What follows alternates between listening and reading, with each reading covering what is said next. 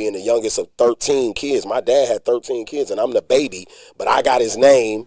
I got the passion for the music. I got the rights to his music. You know what I mean? I'm the one that's keeping his legacy, his catalog, all of this shit alive. And my brothers and sisters respect me for that. They was telling me a couple goofy niggas on Facebook or somewhere was trying to say weird shit like, Fury going crazy. I know my old manager mad. No, I'm not tripping at all. She owes me money. So the more money that she makes, the faster I can get my motherfucking cheese. And that's exactly what happened. It's about. So that's what this shit is about. Yeah. It's a business at the end of the day. I have no hard feelings with Mya at all right now.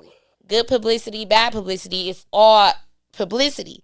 So whether it's a fight going on camera, you get caught fighting on there, if that's what you did, that's what you did. Don't be ashamed of it. This shit finna go up. What is the pettiest thing you've done? I ain't too petty. But as far as like in the sense of deserving it, and I look at it kind of like it's petty now and shit.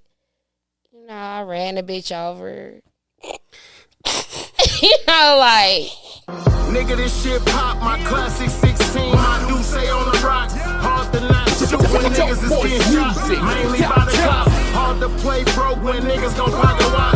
Thirsty nigga, damn, I came so and I conquered. Nigga, I'm still an author. Nigga, I'm still a monster, baby. Hey, what it do, Milwaukee? It's your boy B Fire. We're at Press Play with B Fire.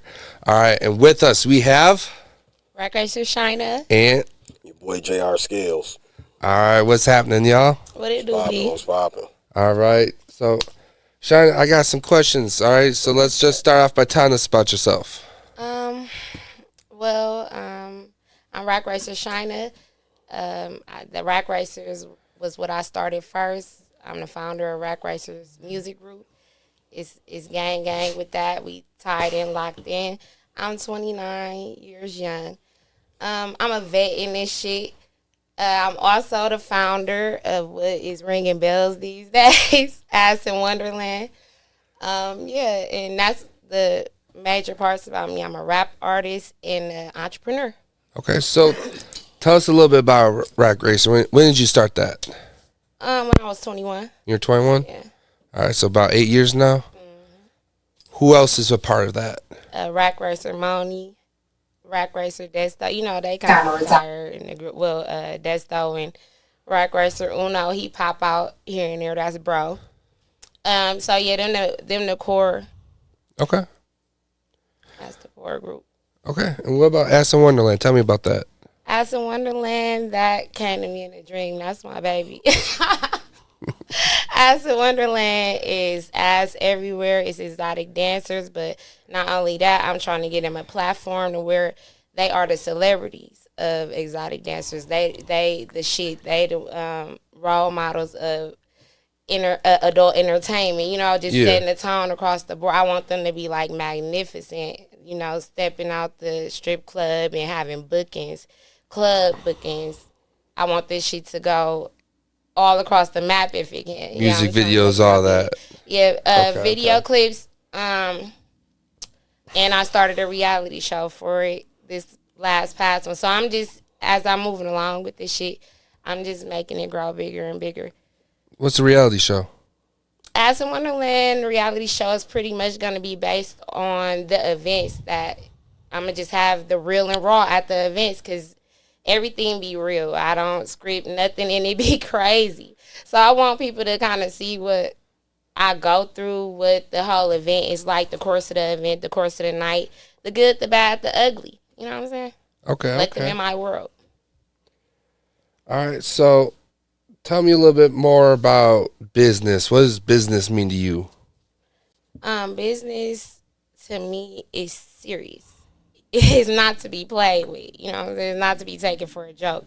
You enter the business world, you give it your all, especially if it's your business. You ain't working for the next motherfucker. You working for you. You have to show up for yourself and not play about that shit. And business is just the general term. Let's talk about good business. That's what you want to do. It's good business and bad business, and you don't want to do bad business. So I feel like, yeah, business is something very serious, to be taken very serious. And in my business life, as I'm growing into a businesswoman and becoming the businesswoman that I am, I see a lot of good qualities about myself, integrity, you know, my moral code. you know, and I just don't be with no fuck shit. A lot of shit I used to let slide, I can't let that shit slide no more because it is more to it than just some petty shit. So I really feel like when you get in that business mindset, you elevate your mindset overall. Okay. So tell me a little bit more about your music. What kind of music do you do? Shit, I would say like, you know, slap rap, trap rap. I'm actually versatile as fuck though. Like my catalog is crazy. I sing a little bit, rap a little bit. I've been doing this shit for some time. So, my most recent, the EP, you know, is just kind of different. I'm really talking about my elevation in the rap shit. Less the street shit and more of the different ways that I'm moving. But I still touch on the streets because that's what made me who I am. But yeah, my music is like some shit to be slapping. You know what I'm saying? Like I rap like a nigga. I do. All right. So before we switch gears a little bit, tell us who JR is to you. That's we family ties. We locked in. And I grew up seeing him in the music business. And on top of that, my grandpa, his father. So this shit, you know, I'm really just now popping my shit a little more as far as getting out here in the scene. I done seen this shit. So being on sets is nothing new to me. Okay. Thanks, son. Yep, for sure. All right. We got the legendary JR Scales in the building. Legendary. That's crazy, man. I appreciate that, though. We got to give you your flowers. No, you know? man, I appreciate that. You've been in for this sure. for as long as I've been listening to music, For you know? sure. For So sure. we got to give you your flowers here. So, All right. So tell us a little bit about yourself Man. for those that may not know who you are. man, J.R. Scales, like she said, I'm the son of Harvey Scales Jr., the first artist to ever go platinum in music history. That's my dad. That's her grandfather. From that, I started being an MC when I went to school in Atlanta. I linked up with BMF, and I started my music career, and I started rapping at that time. And then I brought it back home from the A and came back to Milwaukee and was putting it down here with Rizzy and Ray Nitty and everybody from that era for a long time. Even in the process of doing that, I was doing what you and her do, which is the nightclub shit. So she also got to watch me do that for a long time too. Hosting in nightclubs, promoting parties. Be working and laughing. Doing all that. Yeah, I had her working and doing my doors, trap karaoke. All right. Well, bullshit. I forgot you worked the door for me. That's what I'm saying. So she got introduced to it early. And I think when I look at my nieces and I look at, not to veer off of, did I get my introduction? So even with my introduction, so to say that I started working in the clubs, then I started podcasting. Probably about 5 years ago, I started with Smoking Gossip with my brother Spoiled Rotten and my homegirl Bree. And then at COVID, we had a split up. The building we was in had a breakout, and both of them were having young children. So they blessed me with the opportunity to go on and keep doing it on my own. So from there, I started Slick Talk with Scales, which I've been doing for 3 years now. And I just recorded episode 225 of that, and I actually took a year off from that, and we still on episode 225, so that just shows you how I was grinding with that thing when I was doing it. But we back to it. So just to bring that all full circle, it's like when I look at my nieces and nephews, or I look at people in my family, because there's a lot of us, people always be like, well, do they do this or do they do that? And the ones that do it are the ones who were actually introduced to it. Like, I've got nieces and nephews who know what I do and then came and been a part of shit, but they weren't really never behind the scenes. Like she said, she always got to be behind the scenes for one reason or another. Happenstance or just circumstance, you know what I'm saying? And I think that's how it happened, because it happens for me like that too, being the youngest of 13 kids. My dad had 13 kids and I'm the baby, but I got his name. I got the passion for the music. I got the rights to his music. You know what I mean? I'm the one that's keeping his legacy, his catalog, all of this shit alive. And my brothers and sisters respect me for that. You see what I'm saying? So, but I was the one that dad took behind the curtain all the time. And all of them got an opportunity to, but it's what you gravitate to. So even her, when she got took behind the curtain, she was always thirsty to learn more. When we would get home after the club, she would ask me questions on how did that work, or how did you, and I'd be like, yeah, I got to pay the DJ. I got to make sure the staff eat. Got to make sure my waitresses eat. Everybody. And this was, 8-9 years ago she was learning that shit. So for her to be doing it on her own right now without going to school, or, you know what I mean, you learn on the fly. or you learn get the opportunity to learn from somebody who, I don't want to toot my own horn, but somebody who's successful at what they doing. Exactly. You know what I mean? Or at least look like they know what they doing. You know what I mean? So that's kind of how we get here. Yeah. I like that. Yep. All right. So tell us a little bit more about your podcast. What was the first one like compared to the new one? So the first one was dope because, like, I would say some of our standout interviews from Smoking Gossip was a little different because we kind of had like a Breakfast Club approach. Shout out Doc Holliday because he was the producer of it. And it was kind of like me and Spoiled Rotten. We used to sit on the phone. This is one of my best friends for over 30 years. So we used to just sit on the phone every morning, smoke blunts, talk shit about whatever happened in the culture the night before. So Doc Holliday was on the phone with us one day because Spoiled was there recording music, but when the engineer be setting up shit or getting the beat together, he on the phone with me, and Doc overheard us going this banter back and forth. He like, man, y'all need to start recording that shit, bro. This like 6 years ago. You know what I'm saying? This before COVID and all of that. So, like, podcasts weren't even as popular as they are right now. You know what I mean? So, even with us, it took a little convincing because we kind of like, what the fuck are you talking about? But, like, Joe Buttons was taking off at that time. You know what I mean? It was a couple of them that was just getting started. I was seeing what Charlamagne was doing, but we took more of a Breakfast Club approach. So, that's why we had me, Spoiled, and then we added the female Bree. You know what I'm saying? Because we wanted to give the MV Charlamagne, Angela Yee type of thing. So, it was dope. When we first started it, we was doing 3 nights a week. 2 hours. We was going hard with it. So that's why even like once we took the break, when they had kind of got burnt out, I understood it because we went hard. Like most people was only doing like 1 episode a week. We was doing 3, 2 hours, you know what I mean, a week. So it was like 6 hours a week of podcasting and you wasn't really getting paid. You know what I'm saying? So it was kind of like, so then after a while we started bringing in a couple of dollars because we started getting sponsors and then we started getting interviews. But some of the big, to answer your question from Smoking Gossip, some of my favorite interviews was Chicken.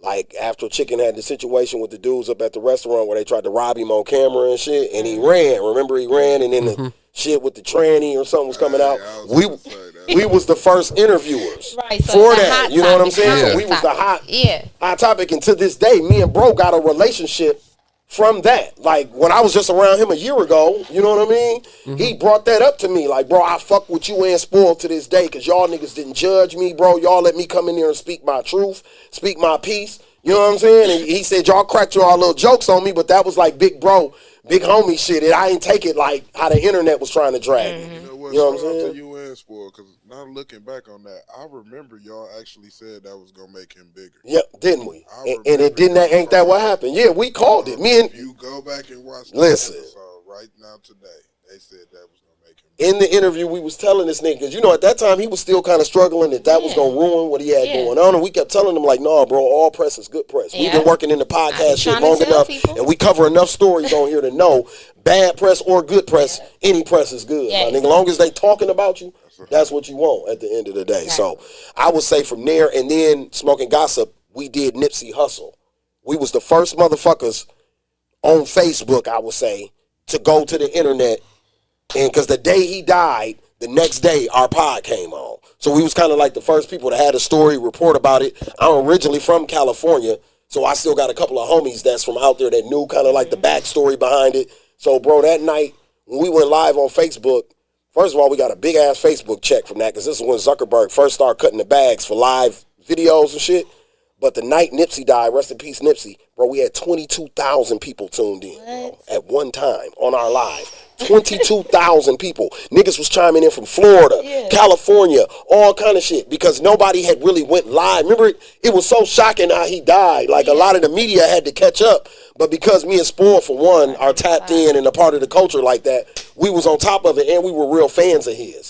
So it wasn't like we was just some niggas like, oh, damn, a popular rap nigga died. Like, no, it was a nigga that we really was invested in that died. So that was big. So then with Slick Talk, what I loved about Slick Talk was I started that at the Sherman Phoenix. Soon as they opened it, I was the first podcast in that podcast room at the Sherman Phoenix, and I helped it grow. When I left, she can tell you it was 41 podcasts when I left. When I got there, they had none. When I left, it was 41. So I was proud of that, doing that in a black business, black building and shit.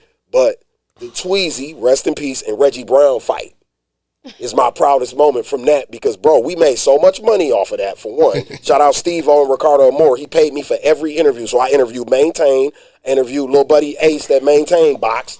Then I interviewed Reggie, and I interviewed Tweezy. We also went to the Bouchards where they did the little, the weigh-in or whatever. We was live from there, then we was live from the event. And Steve-O paid us every time we did it, but my numbers went through the roof after that. Like, I could literally book anybody, get anybody I wanted to. So that exposure. So then after that, I started doing, when him and Swift would have movies coming out, premieres for their movies and shit. Like, that's even how I ended up getting in some Tubi movies. They had us come do live broadcasts from the movie theater. So I'm out in Mequon at North Shore Cinema, setting up my podcast equipment in the lobby.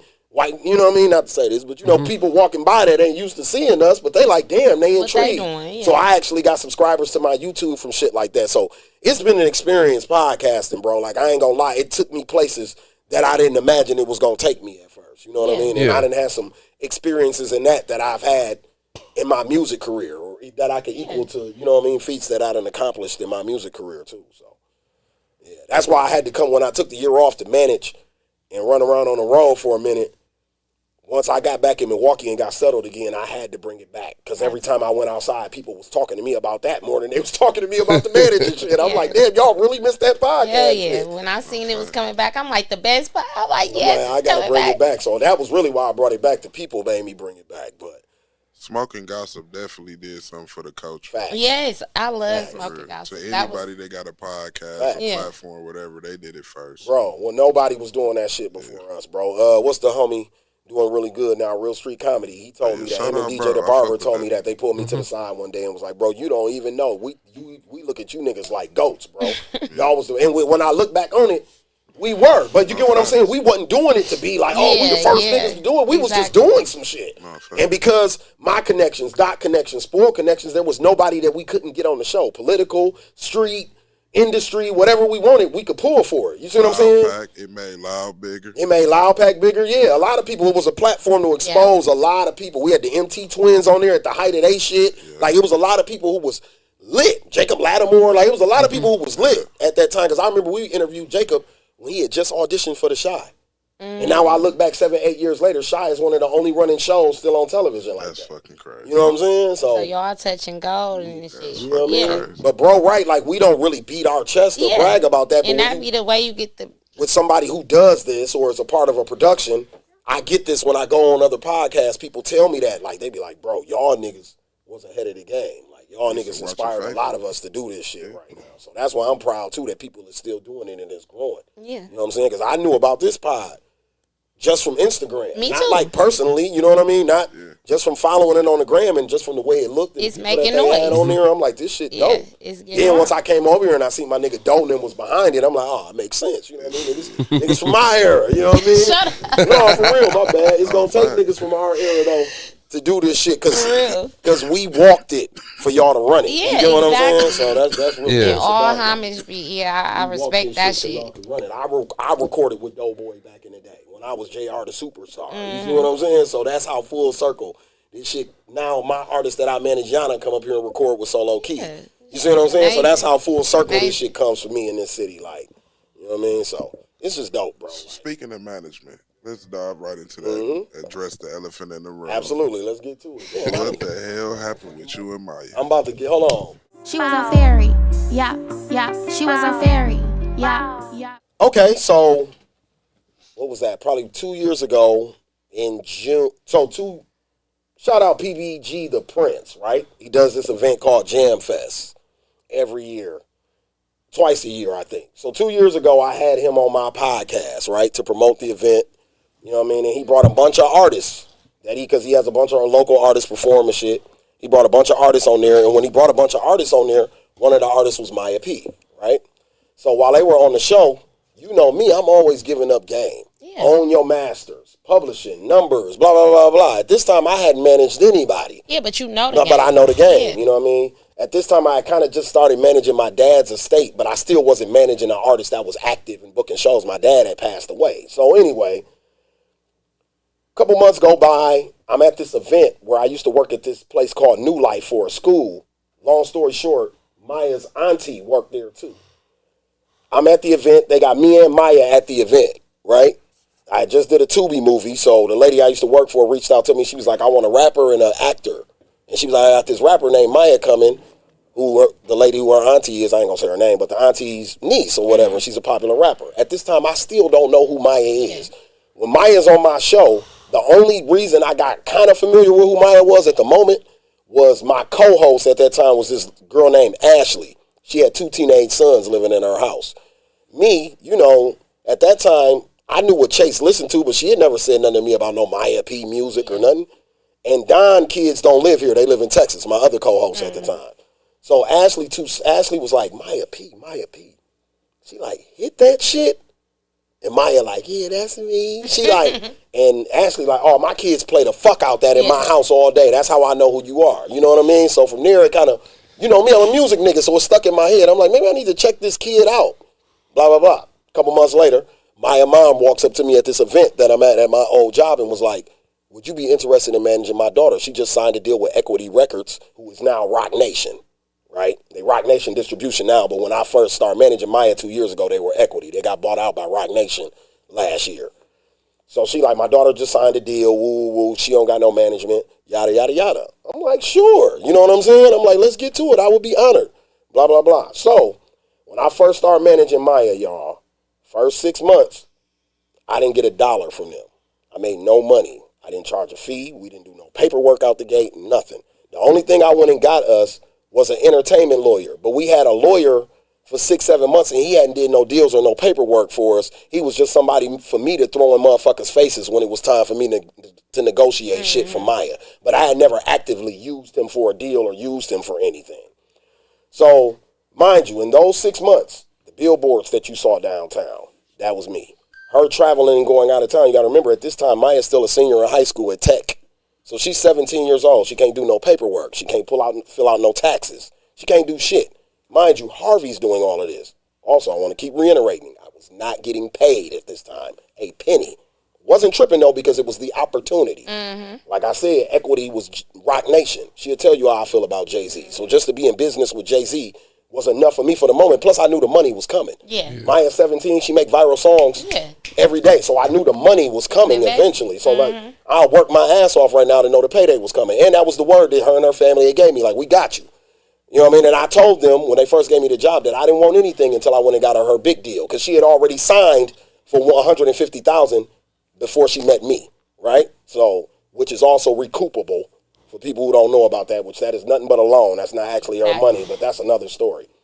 So for the first 6 months, I worked with her. We grinded. We shot a couple of videos. We had an event down at Note Studios. Really getting to it. It went viral. Vogue magazine, NBC, all these people was reaching out to me and shit. The first 5 months was real easy. But when ABBA took down the Dancing Queen, really getting to it, the Dancing Queen song with the sample, when they took that down, that kind of slowed down our momentum. But at that time, the best thing that happened for us was what fell in my lap was she got an opportunity to go on tour with V's. So at this time, V's was the biggest artist, underground, or well, not underground, but, not big mainstream artist emerging. He had spent a year on the road, made $1 million on the road, and he was letting us go on 19 dates with him, or 24 that he had lined up, because the other 24, 25 was in Canada and Europe, and we weren't going on, the label wasn't going to pay for that shit. So that was the best. So that was my way of feeling like, okay, I can make up for this ABBA shit by putting her on the road, and we can still perform the song. We just couldn't sell it or make any money off of it, right? So then that's December. January of that year, I found in her deal, that original deal that she signed, that if she turned in 40 masters to the label and they approved them, that she get a free $100,000. That's not recoupable. So I went and got that for her. The label was pretty upset with me because they didn't want that to be found in her contract. But me and my lawyer, LaRon Rogers, shout out to him, we found that in the contract. So boom, Mya got that before we even went on the road with V's. The tour with V's started February 6th. It ended like March 20-something or somewhere around there. So we was on the road 6 weeks with V's. She did the tour. We came back. While she was on the road with the tour, bro, I had to drive. She'll tell you I had to drive. In the middle of this, I'm also renegotiating her new deal because the deal for the 150 was coming to an end. And like I told you, Mya was 17 years old, making viral songs every day, and Rock Nation wasn't trying to let her go. But I dangled it over their head because I was talking to QC. I was talking to Republic. She would hear me on the phone in the morning with labels. Every morning I was talking to a different label. Name one, I was talking to them, but I was just doing that to create value in negotiations with Rock Nation because I know they weren't going to let Mya go. But I wanted her to get the biggest bag that she could get. So the first offer was $250,000. I laughed at it. I told them to add 2 more albums to that, and then we might be talking about something. So you add 2 more albums to that, now we're looking at $750,000, almost $800,000 for 3 mixtapes for artists who had only put out 1 album before this. But what they're banking on is like the NBA. They banking on her age and her consistency at making viral music. And we're in the TikTok era, and she was a TikTok queen 2 years ago. You know what I'm saying? Well, still is, because Ferry just dominated TikTok this year. So anyway, that's what the label was banking and investing on, and I knew I could dangle that over their head. She came off tour. Her birthday was May 4th. We went to Cali late April. The money came. I got the deal done. Mind you, Mya's deal was worth $1 million, but Mya owed the label $150,000, so they took their $150 off the deal. So we left with $850. She got $600,000 cash, and the other $250,000 went into budgets. So that's videos, touring, producing, studio time, because I want people to know none of that shit is free. Right. Like nothing you ever seen me or Mya doing when she's on Genius or any of these platforms on the radar, we have to pay for that shit. Even if the label is paying for it at the end of the year, they're hitting us with a bill. And if they don't get it from you, they take it off your royalties and shit. So let's say your song is doing 1 million streams and you owe the label money, you're not making any money off the song. Because until they recoup what they gave you, that advance, you in the hole forever. So long story short, man, the money come around May, we moved to Atlanta. We get a crib down there together. We living together for a minute. And what it was really someone too young. And my lawyer advised her and her family that she was too young to be given all that money at one time. I had it where she was going to get it every 90 days, but she wanted it all at one time. And then when you're, this is something I teach people who want to be managers or entertainment lawyers or talent scouts or whatever, work with artists, you have to do whatever your client wants to do. Yeah. So if your client want to walk in the fire, you just got to give them a bulletproof jacket. Yep. That's all you can do. You can't tell them no. Do you understand what I'm saying? When people be like, why they can't control NBA Youngboy? Why you can't control this nigga? Because you can't. At the end of the day, they're the investment. They're the investment. You work for them at the end of the day. You can be an advisor. You can give advice all you want to. That's just like your parents be like, hey, man, be careful. Don't do that. And we still went and did the shit. You know what I'm saying? So that's kind of where it was with Mya. She was so young. Mya had issues with her parents. You know what I mean? It was financial shit going on with them. So what happened was when Mya signed, I was supposed to get $70,000 out of that last big deal that I did before we moved to Atlanta.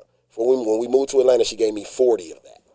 I moved to Atlanta. Like I said, we've been working this whole time. I never had a problem with Mya, money with her, no money issues or nothing. Your shit.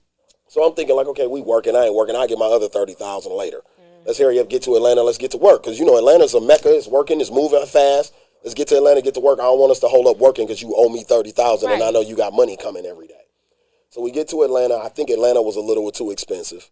Lifestyle got a little too immersed and too big for her. Yeah. It was a time period where she wasn't getting booked like that and she wasn't working like that. Only really gigs we had is when I was bringing her back up here, booking her for Summerfest and the rave. We did T-Pain, Wisconsin's Fest and shit like that. But like out-of-town gigs, she wasn't really booking them at the time.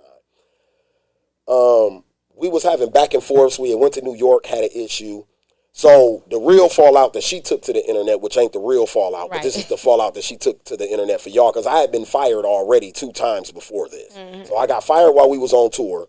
She brought me back because I was the person who was going to go get that big-ass bag of money from Rock Nation for her. You 17 years old, you can't even negotiate your own contract. But anyway, she came back, we made up. I went and got her the money for Rock Nation. We moved to Atlanta, the summertime, we was in Milwaukee. She did a Boss Man. So before that, we was in New York. This is July. She had a show in New York. And the way festivals work, the way they pay you is they don't send her up front. You know, you book shows. So sometimes majority of the times you have to send in advance to even start promoting the flyer with the artist's face on it and music and all that type of shit. Festivals don't do that. Festivals don't send anything up front. They pay everything once you come. You get what I'm saying? So this was a festival in Brooklyn, New York. So I kept telling Mya, we gonna do the show, then they send the money, like it comes like 2 weeks later, right? Like a paycheck from a job. I was like, but they guaranteed it's good money. They backed by I think like U.S. Bank and some other big ass corporations was behind the festival. I'm like, this is like Summerfest. They not playing with you. Summerfest don't send you in advance. You go get your money at the end of the show. They'll either bring you a check or they'll electronically pay you. They don't advance nobody. You understand what I'm saying? Like how nightclub promoters, you know what I'm talking about, Fire. We have to advance our artists to even start putting up their flyer. Right. You know what I mean? Like right now, you can't book Yana through me unless you send me in advance. I catch her on your flyer without receiving any payment from you, you're going to have to take the flyer down. You see what I'm saying? So at that show, what happened was we got back to Atlanta. We was waiting the 2 weeks. We was back in Milwaukee again before the 2 weeks ended, and she had to do Boss Man D-Lo. I got her on the Boss Man D-Lo show at the last minute at the rave here. Sold out show. She did Boss Man D-Lo. So when we got back to Atlanta, she called herself being mad at me about Yana and some other shit or whatever, right? Involving you and Involving me and her and Yana's shit, beef and all this other stupid shit, which was stupid anyway because I had a bag of money on the table for them, and that's a whole nother conversation. But QC was trying to sign them to put y'all in the business. QC was trying to sign Maya and Yana, and they couldn't get along until they until they both decided they didn't like me for a couple of days, and then that's when they could get along. But they couldn't get along long enough with their active manager to go get that money from QC when QC was offering that money. But that's another conversation. I asked Maya for the rest of my money, and then that's when she ran to the internet and said that I took $2,000 from her. The whole time she on you 30 bands. So then I had to go to our lawyer, get in litigation. And I saw the check come in the mail. Fuck you talking about. This ain't no game. This is not a game. So, you know what I mean? I had to go to court, go to lawyers. Thank God for lawyers. Thank God for paperwork. Yes. Thank God for all of that shit because I'd have been fried. A lot of managers, I've heard horror stories about this where they didn't get. They just do. They didn't get their back end. But my lawyer was fair to Maya, and he was fair to me. So he made sure I got what I got. He found a good number for her to make sure I could get what I wanted, and everything worked out good. That's why when people was like, man, Ferry going up.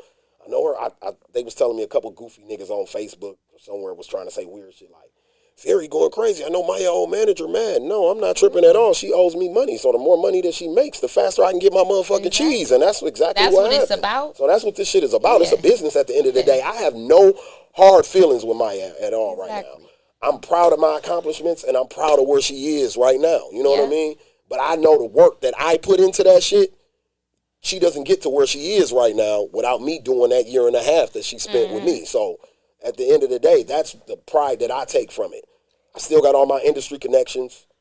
I still was able to get Yana a deal at the same time with a whole nother label. You know what I'm saying? So I still been able, you know what I mean, to do things. I just picked up Man the other day. Shout out to them. You know what I mean? I'm doing business with them now. So it's just been keep going for me because at the end of the day, whatever happened between me and her is what happened between me and her. That don't mean that's going to happen.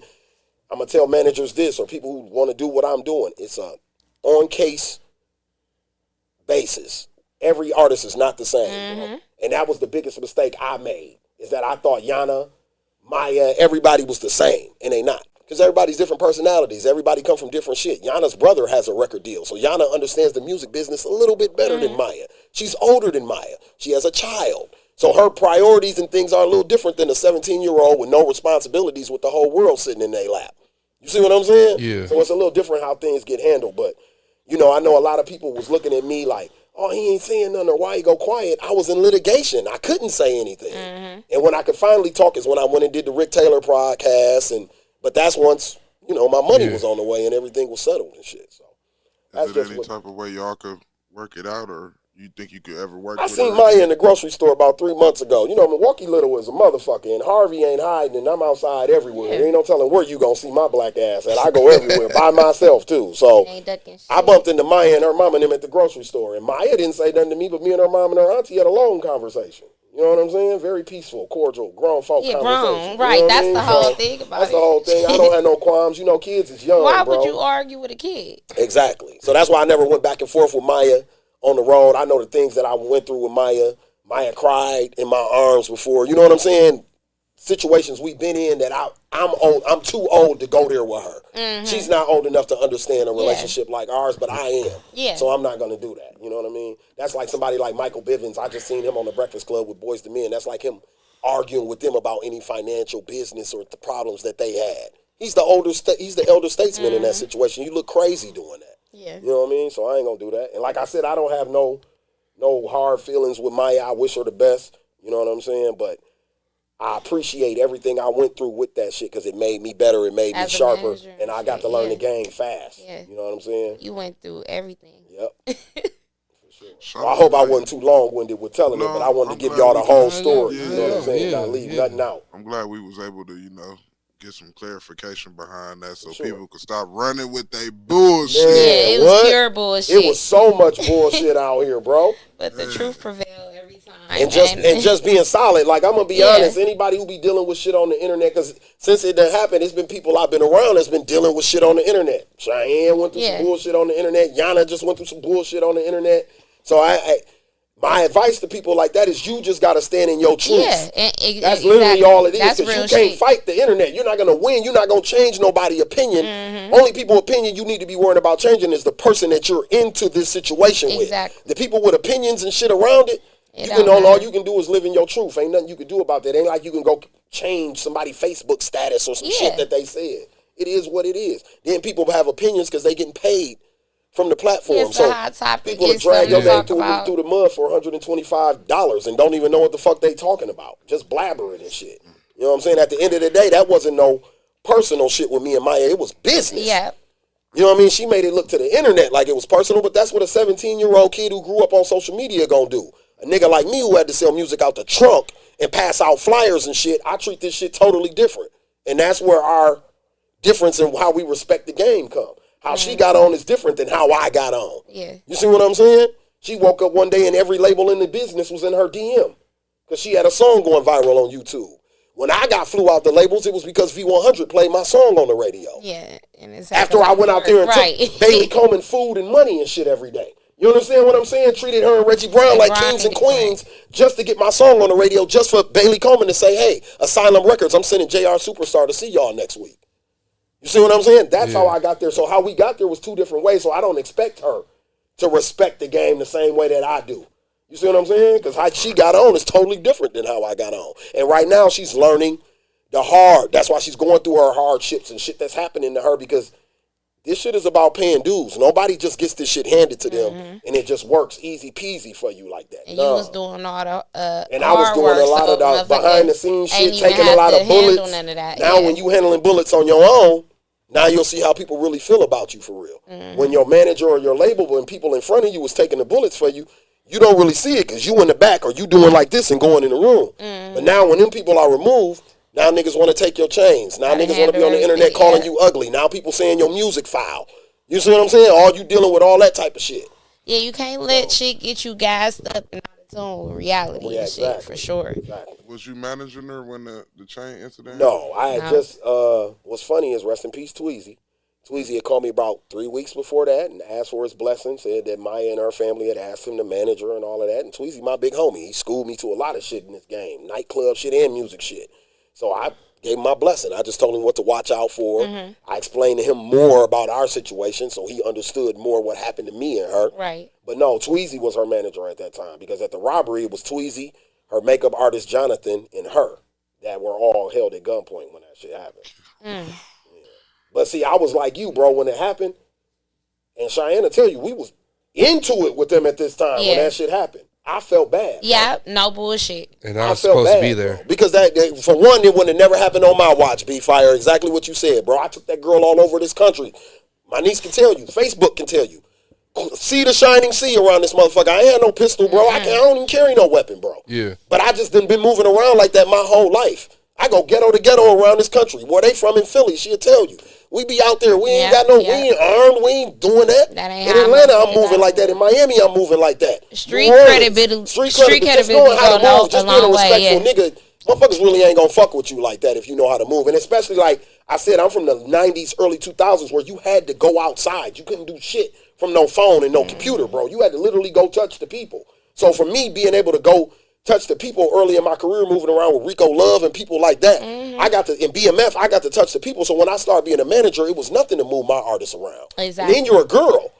You know what I mean? So I'm definitely overprotective. Yeah. I'm big bro. Yeah. Your dad is putting his trust in you, in me. That's like my daughter. If I put my daughter in the hands of a motherfucker, You took that. you know what I'm saying? And I like, took it differently. You know what I mean? Yeah. I got a teenage daughter that's a couple years younger than Maya. You know what I mean? So I view Maya like a daughter, not even like a client.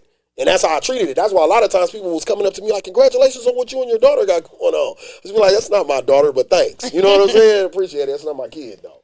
You know what I mean? But like I said, it was a learning situation for me, big learning curve, and I got an opportunity to take Milwaukee into the business, and I got that girl what she deserved. Yeah, they were offering her $250,000, and I walked out of there with $850,000. So I was proud of myself, a huge deal. You get what I'm saying? Huge deal. An artist that only been rapping for a year. Yeah. Think about that, bro. Nigga, only motherfucker been rapping for a year, and you walked in somewhere and got $850,000 out of a label, bro, in 2023 at 17 years old. You only been rapping for a year. From Milwaukee, you ain't from LA, Atlanta, New York, Chicago, none of this shit. And that's the real shit. Like, I seen it with my own eyes. I seen this shit.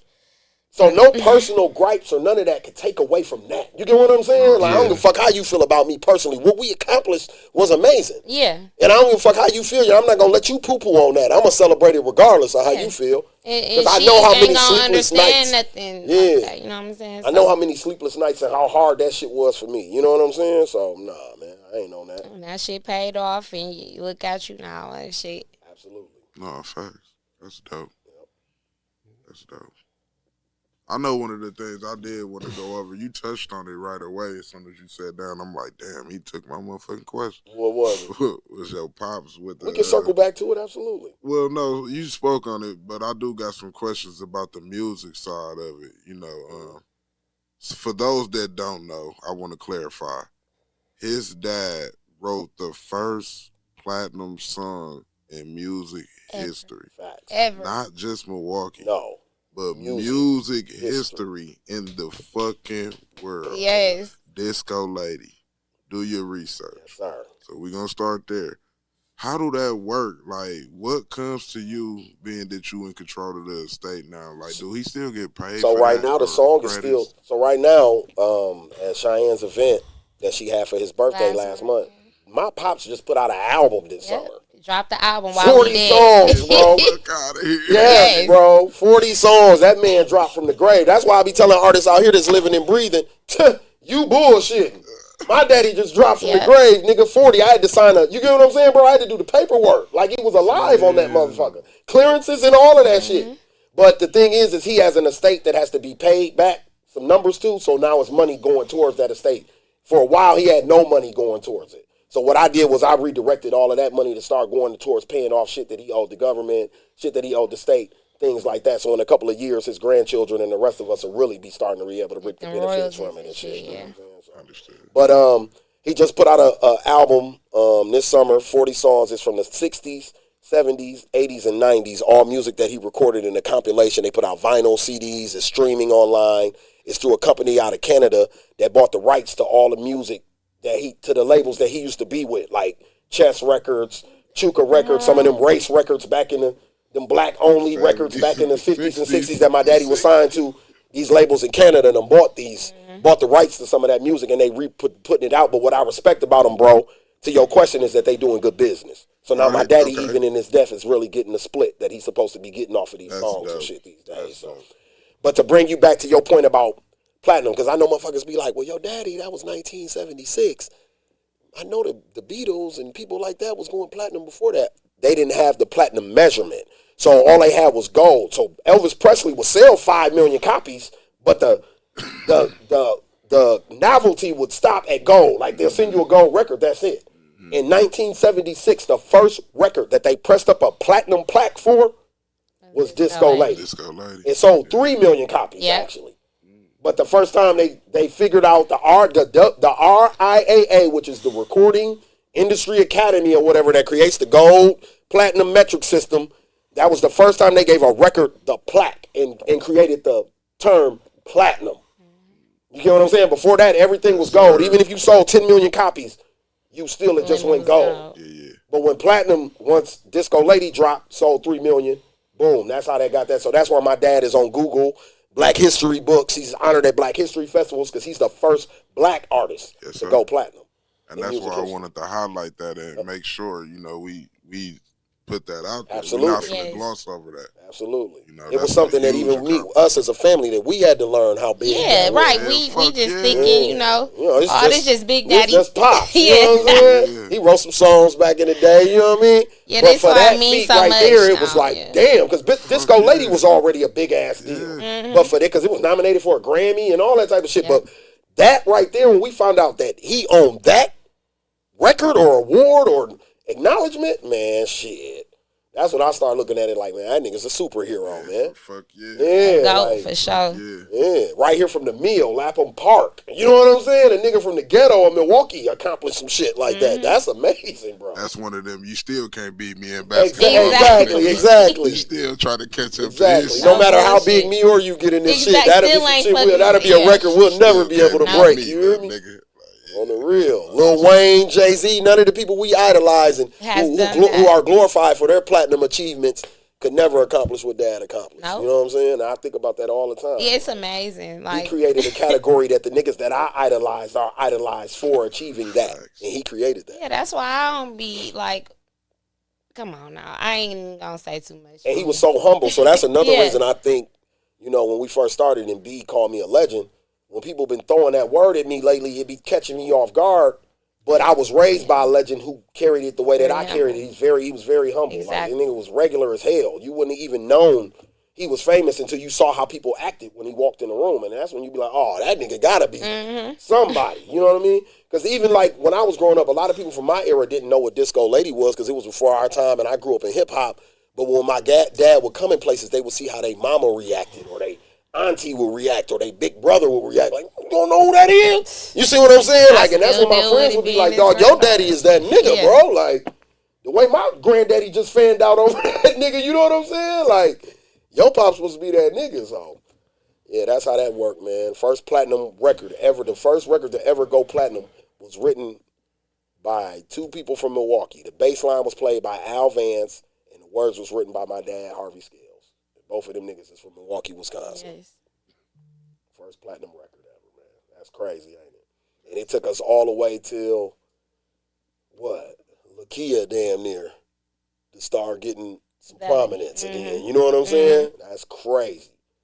That's why when people That is crazy. That's crazy. That's why when people be trying to act like this shit is just a grind or it happens overnight, like, Yeah, nah, it's man, like, I've been nah. around this shit long enough to know because of my daddy gave me even extra years in this shit to know how long Milwaukee been grinding to get this look that we got Yeah, right now. to actually have a fucking To have name, a era like where we it, got yeah. 5, 6, 7 niggas Or popping from here at one people time. biting our Motherfucking style. swag and style Yeah. and shit. But to put you on to my dad era, bro, Pops got on by damn near doing the same thing Maya and Steve do.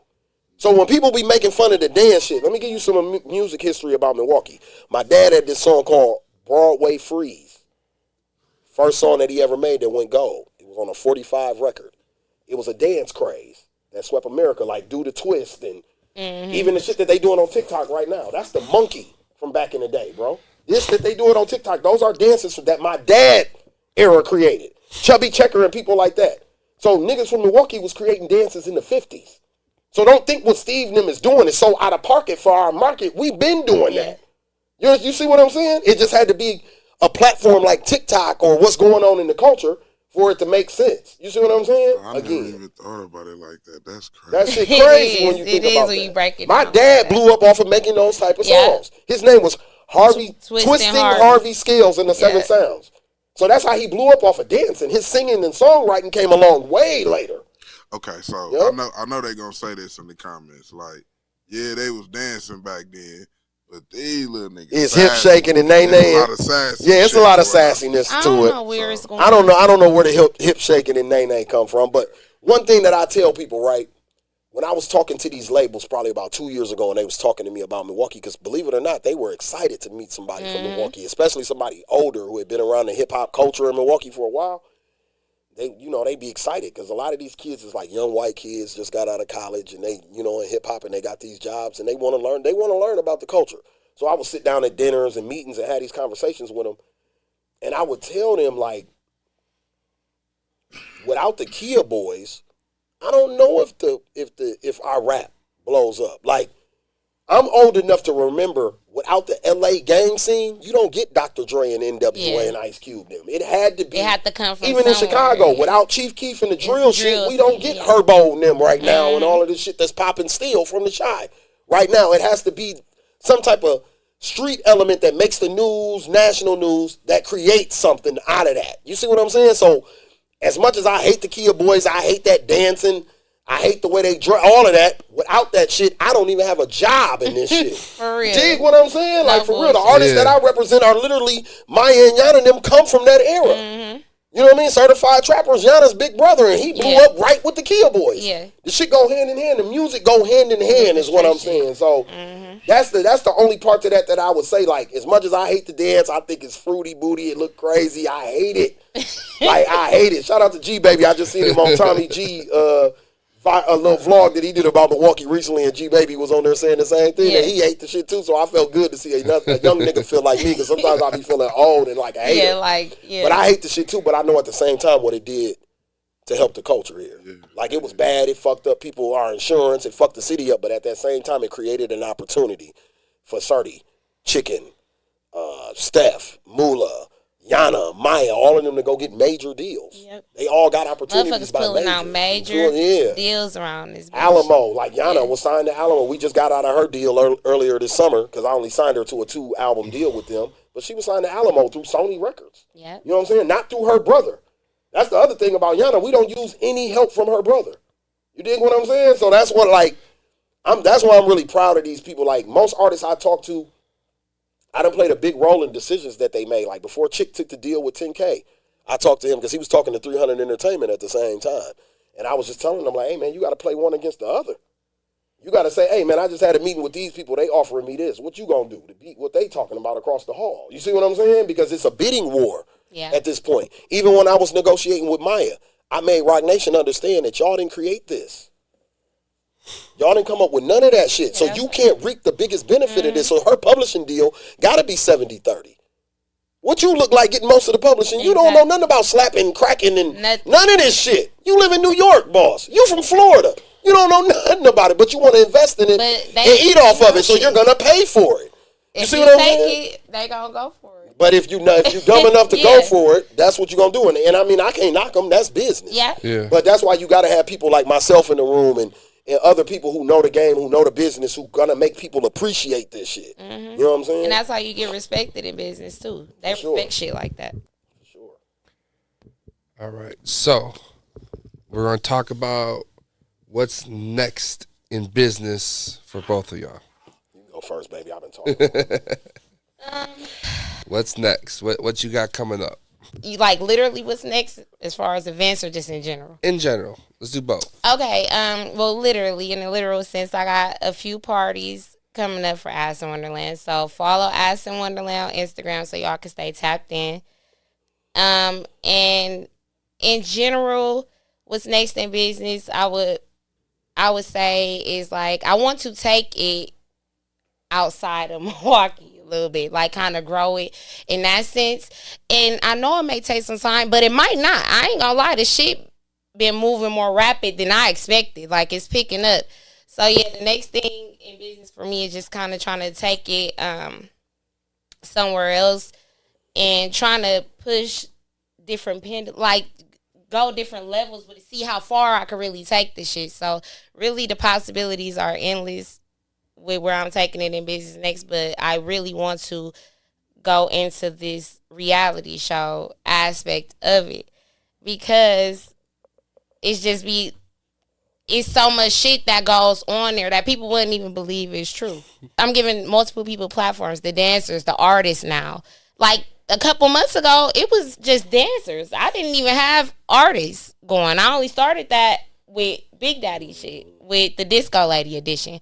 That opened my eyes up to that. So I'm excited to continue giving the people a platform. And I think the reality show gives people even more of a platform. Like Unc was saying, good publicity, bad publicity, it's all publicity. So whether it's a fight going on camera, you get caught fighting on there, if that's what you did, that's what you did. Don't be ashamed of it. This shit finna go up. And I feel like it's so exciting too to see what I'm creating, because it's like I'm just doing some shit. Like, oh, a cameraman come through to my event record. No. I have created a reality show. It's not just a cameraman coming through. I've created that. I've created a reality star. People are actually watching this through that lens, like Jocelyn show, like Baddie show, like whatever. You know what I'm saying? It's giving that. And I'm like, I'm really creating this. So it's exciting. I can't wait to see how far I can take it. I want to take it different areas. I want to have different race of dancers, different cultures, different cities, different backgrounds. It'd be like a big group. But we'll see. That's where I want to go next with that. I want to get my own spot. Yeah. I've been going through too much with this venue shit. Yeah, I mean, that's eventually what you want to do. Yeah. In that line of work is get your own shit. Yeah, I don't like rules and regulations. I don't really like being, told what to do. Yeah. As far as how I want to run my program, I feel like with being in other people's spaces, I mean, at the end of the day, you're still going to have rules and regulations of course, do what people going to tell you to do because the city going to tell you what to do. Oh, yeah, that, of course. Nothing is too wild, but I'm saying as far as I got to pack my shit up and leave. Down to that. You know what I'm saying? I got to pack shit up and move it all the time. I got my own spot. That's my shit. When I want to open that motherfucker up, I'm opening it up. When I want to shut it down, whatever, I'm going to shut it down. When I want to if I want to do this aspect with it, do it a little differently. I just have that freedom to kind of be more creative. Because eventually that just sparked my memory. I want to really add some Wonderland. I want it to be like a Cirque du Soleil type. I want like motherfuckers in cages. I want animated characters around that bitch. I want to like really have it like you in a magical place when you come, on top of ass everywhere and good vibes. So yeah, I'm just, that's my next goal in business, just to really pop it in a creative way. I'm gonna give y'all something different, something y'all never experienced with this shit, and I'm excited to do that. All right, JR, what about you? What you got coming up next? Well, as far as for me, one is to keep growing the pod, since I just brought it back. Elements that I'm growing it with is I got a newer cast.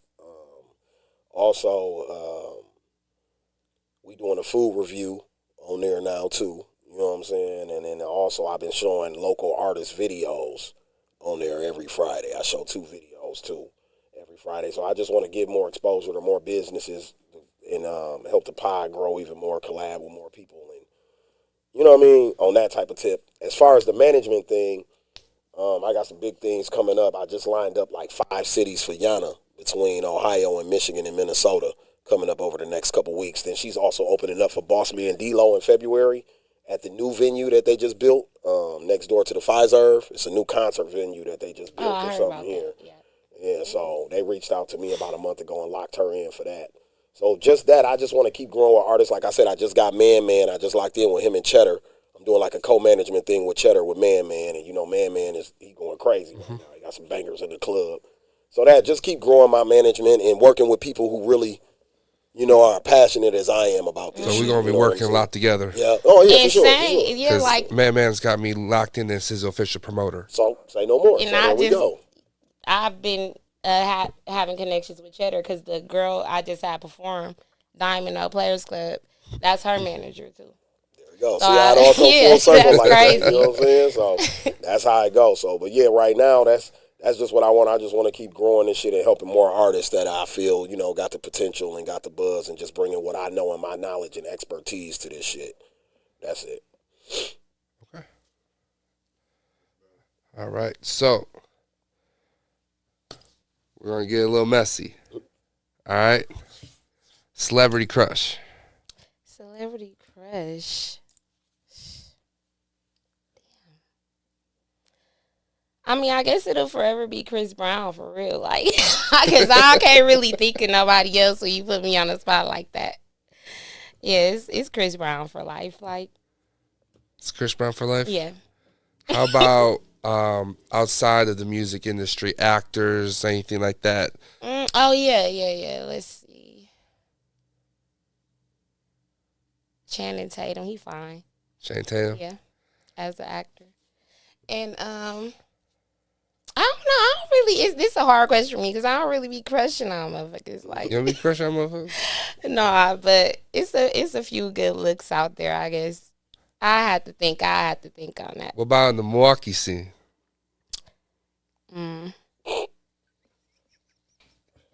Unless they pockets was like super visible.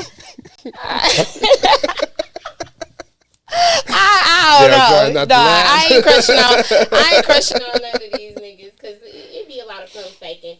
I ain't finna crush on none of you niggas unless I can see y'all pockets. I ain't about to crush on none of these niggas unless I can see they pockets for real. It be a lot of pump faking. I'm not finna throw on. What about based off of looks? Who would you crack? Who would you crack based off of looks, not their pockets? Unplug it and plug it up again.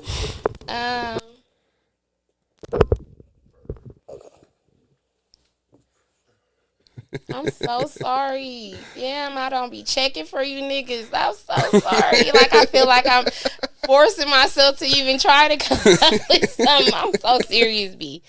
I'm a different type of bitch, and I will honestly, that's why I'm sitting here laughing at that question because I know a few women who would have ran theirs off with no problem, but with Cheyenne, I knew that was gonna be kind of tricky. It's a tough one. I'm sorry, B. Come back to me with that shit, or come at me with another messy question because I ain't got another messy question. What is a toxic trait you got that you think is a flex? My aggression. And I'm not necessarily a flex, but I don't fucking play. I be standing on business out here, and I know it's toxic. And that's something I've been trying to change, but you motherfuckers really trying.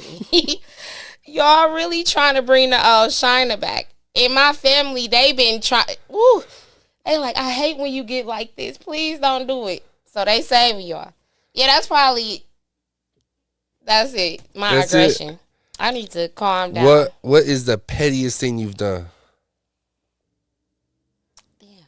I don't know. Like petty. Give me some examples a little bit. Petty, what was something you've done to somebody just because you felt like it, not because they necessarily fully deserved it, just because you wanted to? So some fucked up shit that you done.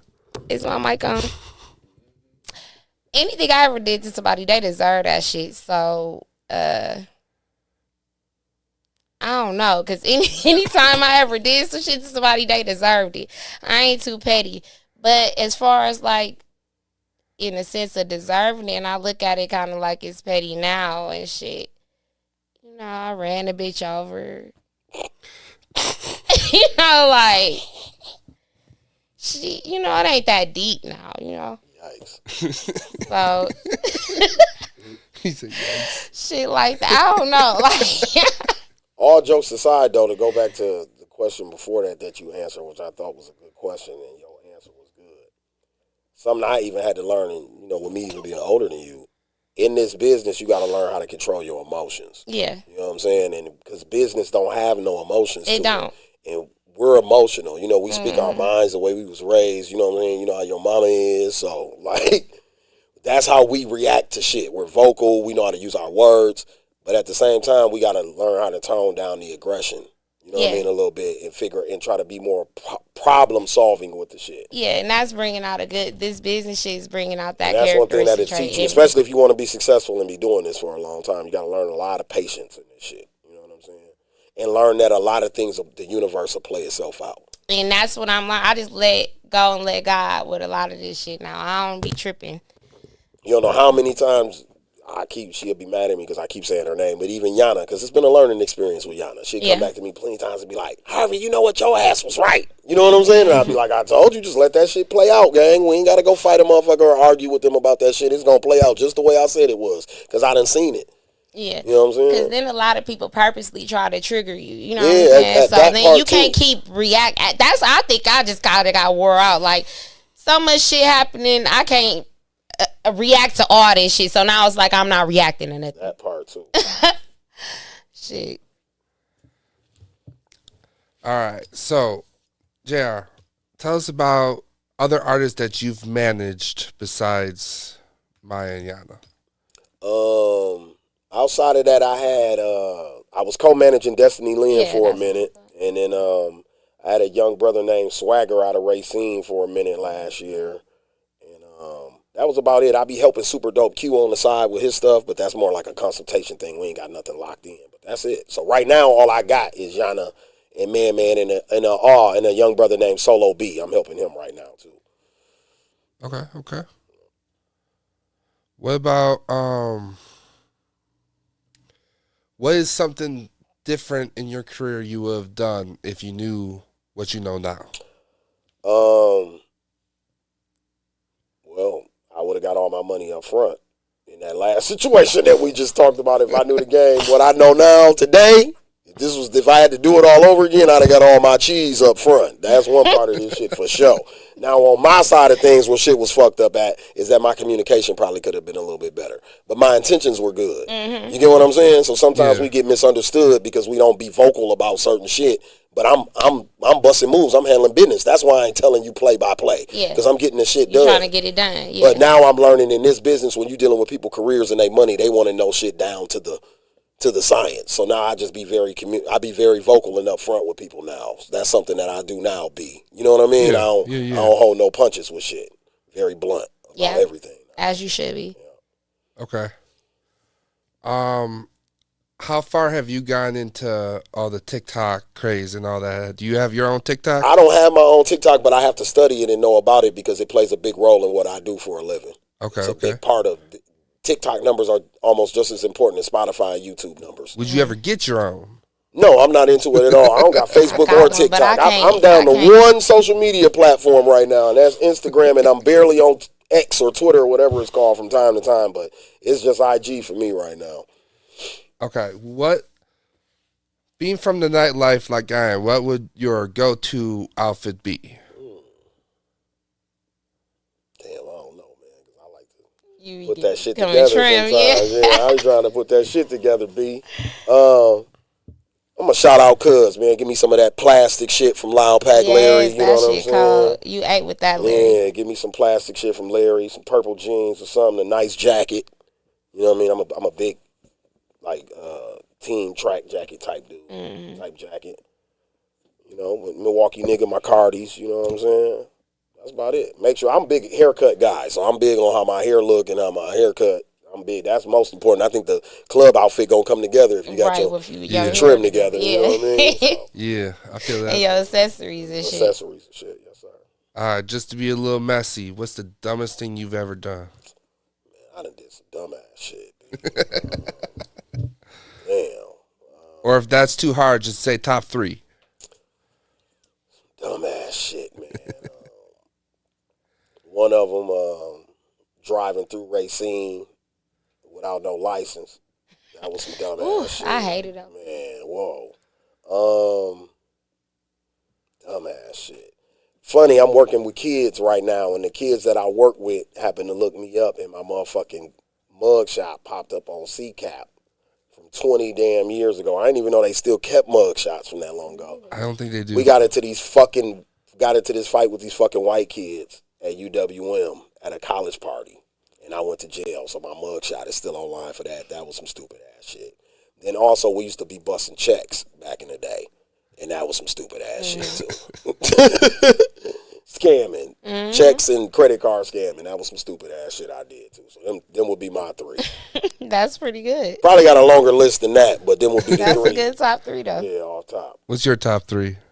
The dumbest things I did. Oh my God. In my street life, man, please. I didn't want to incriminate no people, so that was a couple of things I left off. Yeah, my street life. I did the dumbest shit during them days. Lean and Zans. You know what I'm saying? It's embarrassing to me. I'm sorry. It's embarrassing now. But yeah, like, why would I think that shit was cute like that? I'm talking about Zans, Lean, and then want to be out here driving. So yeah, I fall asleep behind the wheel. Boo! Smack my whole brand new truck that I just got. That's one dumbass thing that I did. What else? I mean, that's one I could kind of think of right off the bat.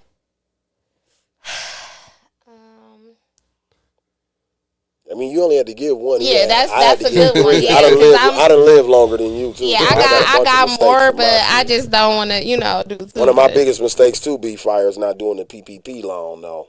Yeah. I'm mad at myself about that. I Me kept too, thinking like me niggas too. going to jail. The niggas got 2 days and shit for that shit. I'm mad as a bitch. I'm mad as a bitch about that. Me either. I The need nigga to from get Pretty PPP. Ricky, he got richer after that shit. The Blue or Baby whatever Blue. his name, nigga got richer after that shit. Like, Yeah, he was damn. in my DMs. Oh yeah, that's one of the dumbest things I ain't do. Did him like that. I didn't do the PPP. Mama. All right. If you had to wake up as a Kardashian for one day, what would be your move?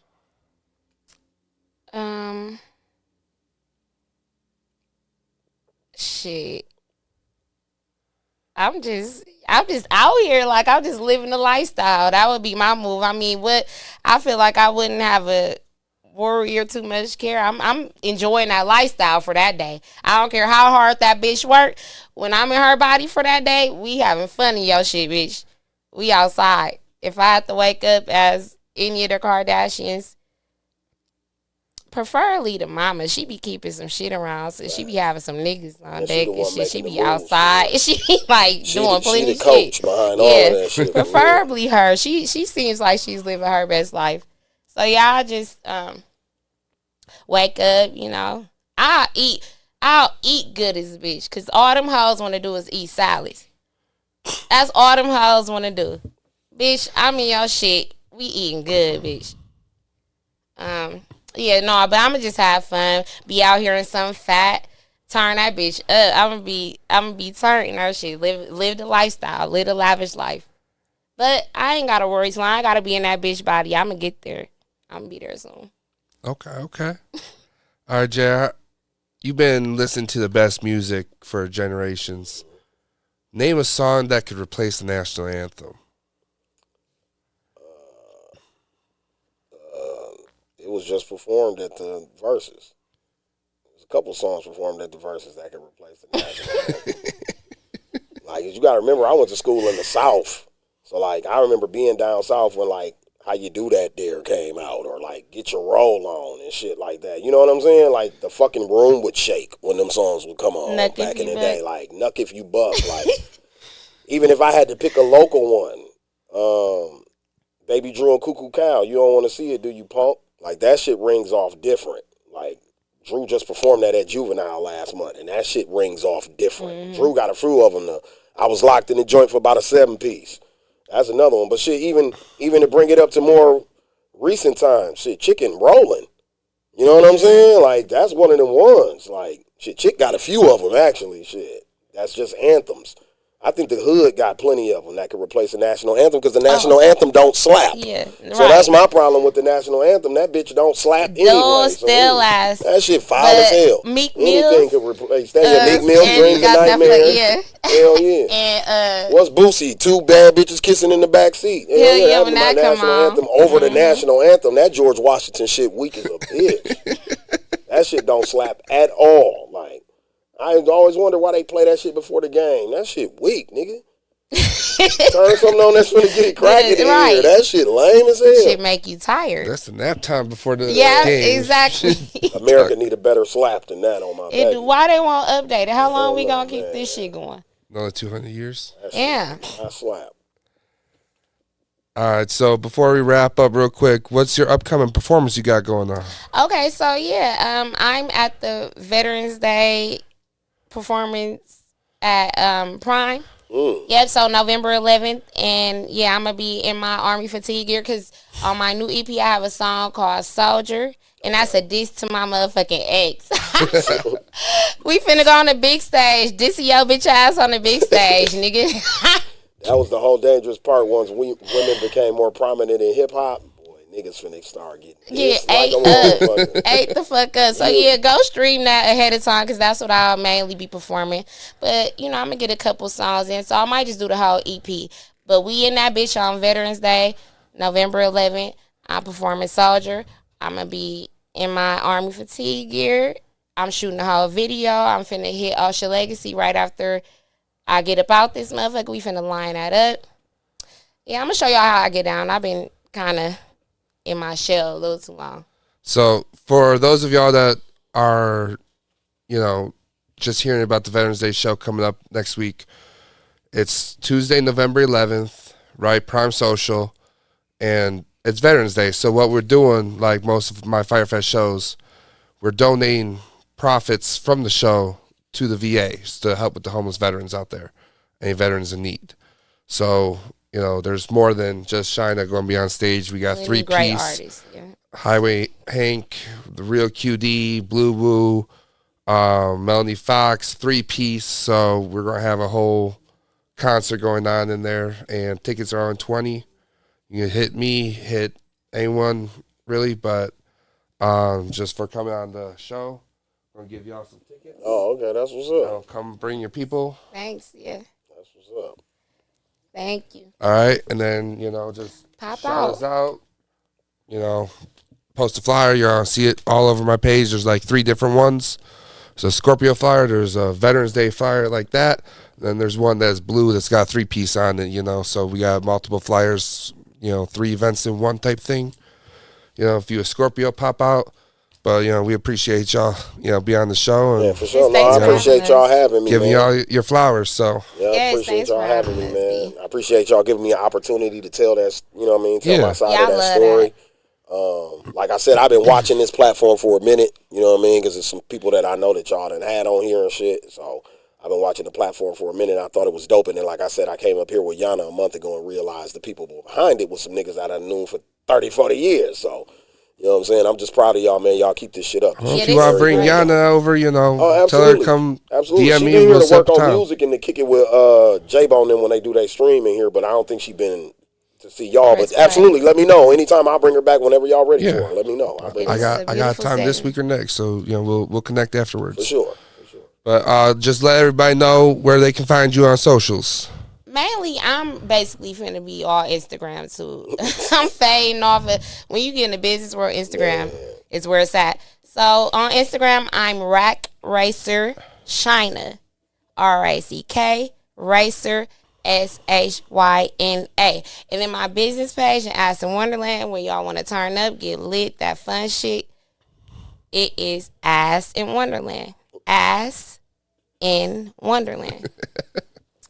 For sure. And mine is JR Scales on Instagram, and then it's JR Scales on X. Them all the socials that I got right now. But tap in with me on IG, man. That's where I handle all my business. That DM is always open. I'm always checking it, trying to tap in with whatever's going on in the culture and link up with people that can help me push my artists and my clients and my talents further. So tap in with your boy. All right. And I'm Be Fire. Y'all tapped in with Press Play with Be Fire. Check us out. Nigga, this shit pop, my classic 16. My do say on the rocks. Hard to not shoot when niggas is getting shot. Mainly by the cops. Hard to play broke when niggas gon' pocket watch. Thirsty nigga, damn, I came so and I called